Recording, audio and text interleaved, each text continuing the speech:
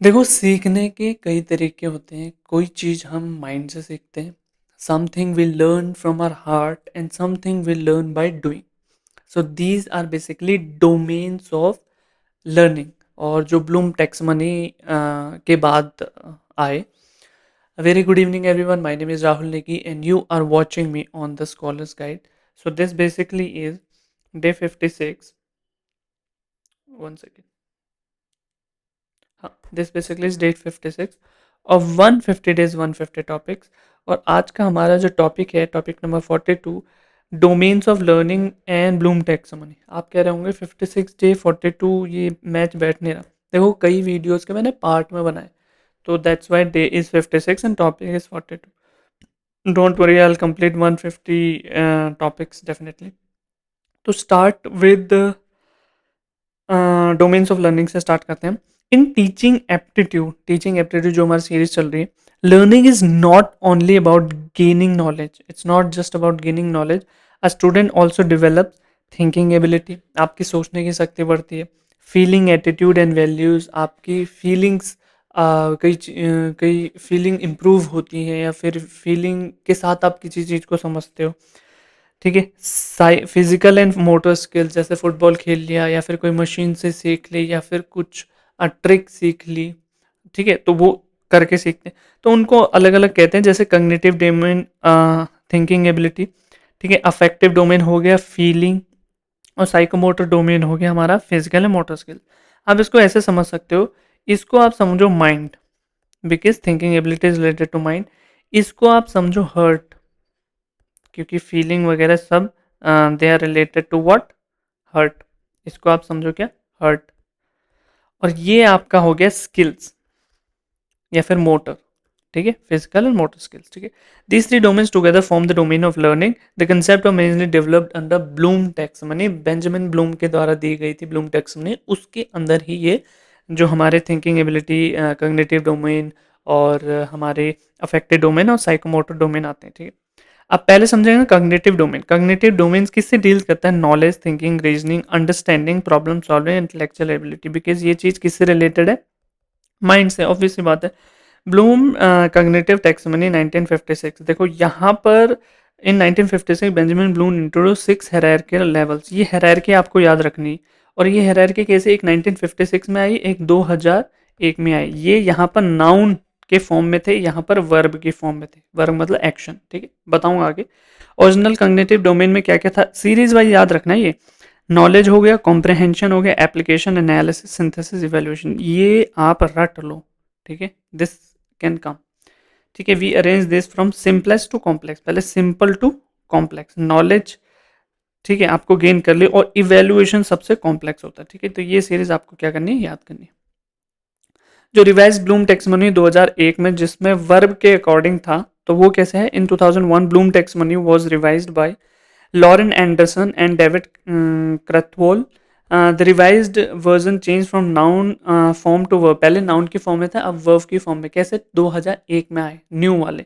और वो क्या क्या है? रिवाइज कॉग्निटिव डोमेन जो है वो क्या है? Remember, understand, apply, analysis, evaluate and create.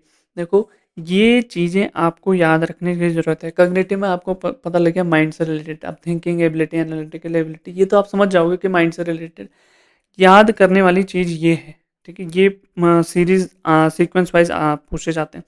Next one is affective domain. Affective domain में मैंने क्या बोला था? ये हार्ट से रिलेटेड, मतलब फीलिंग्स वगैरह से रिलेटेड है। David Krathwohl 1964।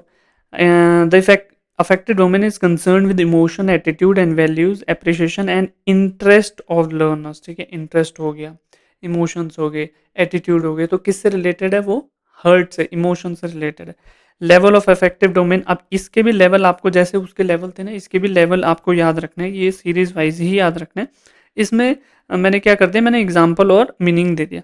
Receiving, willingness to listen to और पे अटेंशन। रिसीविंग मतलब I am saying something and you are receiving it, आप लिसन कर रहे हो उसको, तो विलिंगनेस टू लिसन और पे अटेंशन। ठीक एग्जांपल, एक student listen carefully in class, which rarely happen this days. Responding responding मतलब एक्टिव पार्टिसिपेशन, मतलब स्टूडेंट लिसन तो कर रहा है पर वो कुछ एक्टिव पार्टिसिपेशन भी, क्वेश्चन पूछ रहा है या फिर कुछ इन्वॉल्वमेंट दिखा रहा है वो। एग्जाम्पल, आंसरिंग क्वेश्चन और पार्टिसिपेटिंग इन डिस्कशन, ठीक है। Next one is valuing, attaching worth और वैल्यू टू समथिंग, मतलब किसी चीज से वैल्यू अटैच करना। कैसे? एग्जाम्पल में रिस्पेक्टिंग ऑनेस्टी एंड डिसिप्लिन, मतलब अगर टीचर किसी से पूछते कि आप इसका बताओ, तो अगर वो ऑनेस्टी के साथ जवाब देते हैं कि मेरे हिसाब से ये होगा या फिर मुझे नहीं आता, तो वहाँ पर क्या होती है, वैल्यू देखी जाती है कि चलो ये गलत नहीं बता रहा है या फिर झूठ नहीं बोल रहा है, ये इट इज़ शोइंग ऑनेस्टी, ठीक है। तो वहाँ पर वैल्यूइंग, पहले रिसीविंग हो गया, फिर रिस्पॉन्डिंग हो गया, फिर आगे हमारा क्या, वैल्यूइंग, ठीक है। Next one is organize, organize मतलब चीज़ों को ऑर्गेनाइज करना। Organizing different values into a system, अलग अलग वैल्यूज को एक सिस्टम में ऑर्गेनाइज करना। कैसे? Example, balancing personal and professional ethics, personal ethics और प्रोफेशनल एथिक्स दोनों को बैलेंस करके चलना, तो वो होता है क्या, ऑर्गेनाइजिंग। किसके हैं ये सारे हैं affective domain which is related to heart और वी कैन से इमोशन, ठीक।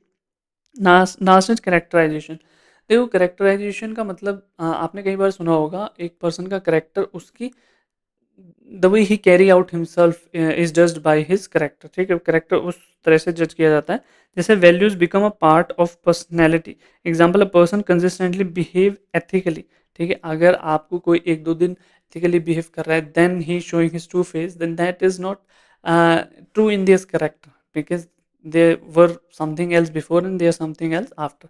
तो करेक्टराइजेशन कैसे हम करते हैं, पर्सन कंसिस्टेंटली बिहेव एथिकली, एक पर्टिकुलर सर्टेन वे में अगर कोई बिहेव करता है तो हम कैटेगराइज कर सकते हैं, दिस इज एथिकली मोरल और दिस इज एथिकली ट्रू और दिस इज नॉट, ठीक है। लास्ट वन कम है साइकोमोटर डोमेन, साइकोमोटर डोमेन मतलब मोटर, कुछ मोटर स्किल्स से रिलेटेड है। The psychomotor domain deals with physical movement हो गया, कोऑर्डिनेशन हो गया, motor activity, reflex action, hand on practice, technical skills, manipulation of tools and equipment, मतलब इस ये क्या है, एक वर्ड आप समझो, learning by doing, so that is psychomotor domain, ठीक है। अब इसके भी स्टेप्स हैं, किसने दिए, आर एच डेव्स ने साइकोमोटर डोमेन में दिए हैं कुछ steps, very popular simplified classification. जैसे कि इमिटेशन, इमिटेशन मतलब जैसे नकल करना, कॉपिंग an action, a student copies how a teacher performs an experiment, experiment perform किया तो साइकोमोटर हो गया, और कॉपी कर रहे तो इमिटेशन हो गया। तो पहला क्या हो गया, इमिटेशन। दूसरा manipulation, perform a skill with instruction और प्रैक्टिस, आप परफॉर्म करते हो पर आपके एक्शंस को मैनिपुलेट कौन करता है, teacher, with instruction and practice and scaffolding. Example क्या है, using a microscope after guidance.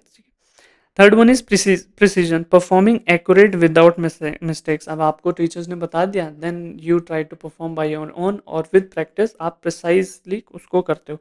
Typing fast and correctly, जैसे टाइपिंग के लिए पहले तो आप अपनी उंगलियां बैठाते हो, कान कौन से दो बीच में छोड़ने, इधर से उधर कीबोर्ड पे, उसके बाद जब आप you got into practice then it become fast and correct. Articulation क्या होता है, कंबाइनिंग मल्टीपल स्किल्स स्मूथली, जैसे आप, जैसे ये एग्जांपल दिया, बहुत अच्छे एग्जांपल दिए, driving a car while managing stress, clutch, brakes and together. देखो पहले तो ऐसा होता था ना यार, हैंडल भी संभालना है, गियर भी देखना है, एबीसी, एक्सेलरेटर, ब्रेक, क्लच भी देखना है, फिर इंडिकेटर अगर देना है तो, या फिर अगर बारिश आ रही है तो वाइपर चलाना है, कितनी चीज़ें होती। पर एक बार आप प्रैक्टिस में आ जाते हो तो वो चीज़ें आपको थोड़ी आसान लगने लगती है। और नेचुरलाइजेशन लास्ट है, still becomes automatically and natural, मतलब आप इतने हैबिचुअल हो जाते हो। अगर हम ड्राइविंग का ही केस लें, तो आप चलते चलते फ़ोन भी उठाते हो, although that is not recommended, पर आप इतने, मतलब नेचुरल वो एक्टिविटी आपके अंदर इतने नेचुरली फिट हो जाती है, ठीक है, like an expert musician playing effortlessly, ठीक है। That's it for today, I hope you liked it. I know it was a bit in Hari, but these three domains, cognitive, psychomotor, cognitive, affective, psychomotor, ये बहुत important है। इनको समझना आपको क्या है, कॉग्निटिव मतलब माइंड, अफेक्टिव मतलब हर्ट, और साइकोमोटर मतलब कुछ मोटर स्किल्स, ठीक है, learning by doing.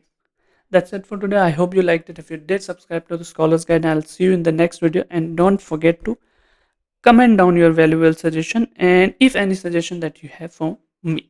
Bye bye.